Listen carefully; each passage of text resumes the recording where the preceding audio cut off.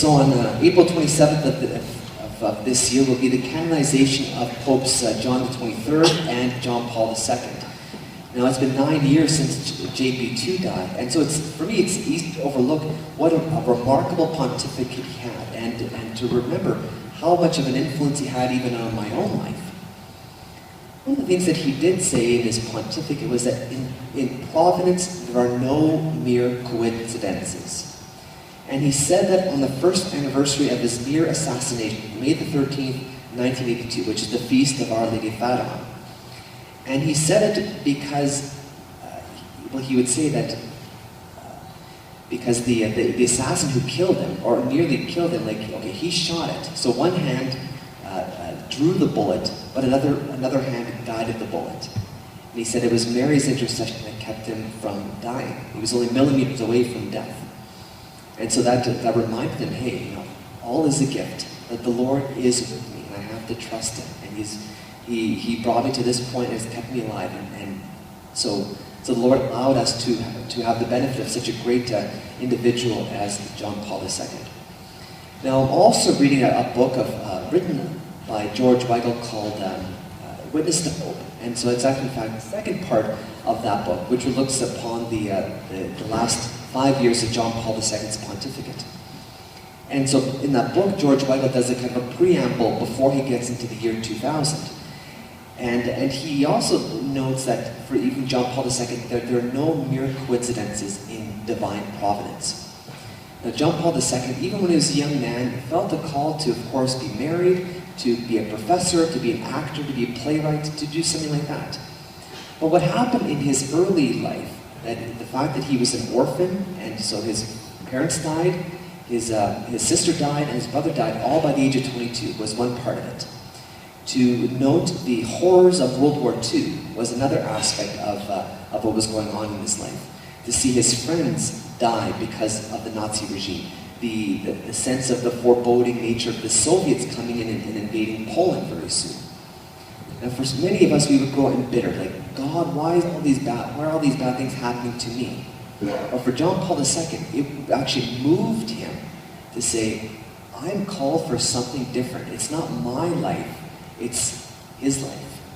And so it moved him from not just thinking about married life or being a playwright or a professor, but becoming a priest. And so all those things had an impact on him. So much so that it wasn't so much him choosing to become a priest, it was him chosen to become a priest. And so it's all these things that had happened in his early life that influenced him to become a priest. I think, how can all these bad things bring something good out of it? Well, for John Paul II, in divine providence, there are no mere coincidences. Another aspect of John Paul II that's remarkable is that in most of his writings, he wrote a lot in his pontificate. And he would often quote Gaudium et Spes number 22, which was written during the Second Vatican Council. And it was part of a document called The Church in the Modern World, how the Church responds to what's going on in the world. And so in Gaudium et Spes, paragraph number 22, it says that human beings are the only part of creation that was willed by God himself. And man only finds himself in the self-giving of himself to another. So human beings only find themselves in a sincere gift of self. So it's only by giving oneself that one truly finds oneself. So all that has a great impact on not only on many people's lives, but even on my own life. So in divine providence, there are no mere coincidences. Now, in terms of no mere coincidence even in my life. So it was 20 years ago this Holy Thursday that I would call a reversion to the faith. So my conversion, of course, happened in my baptism. And so it was Holy Thursday, March 31st, 1994. Now, at that period of time, I had moved from where I was born in Regina, Saskatchewan, and we'd moved to Windsor, Ontario. And I was about 18 years old by 1994. And so I was overcome because, like John Paul II, I lost my father. That even being a young person moving to another place is hard to kind of meet new friends. And so I was growing more and more despondent in faith and even depressed. And so I intended to go to Holy Thursday Mass like all of you are here, except I was late. I ended up playing some video games at a convenience store. And by the time I got to the church, Mass had concluded. Oh my goodness, Lord, how much worse can my life get?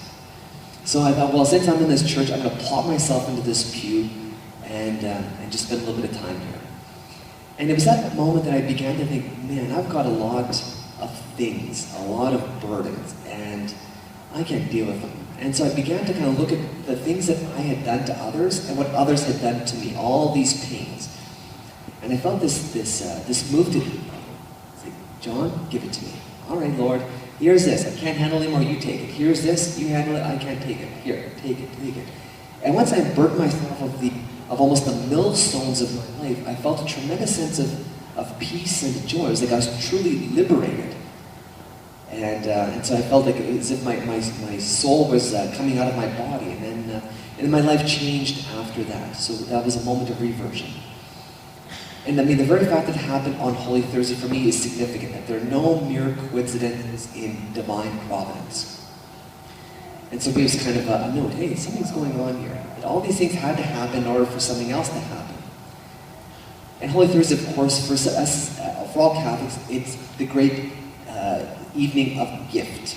That is the gift of the priesthood, and also the gift of the Eucharist, that Jesus gives himself totally to us, that he gives himself so that he can, in a certain sense, bind us and bring us to him.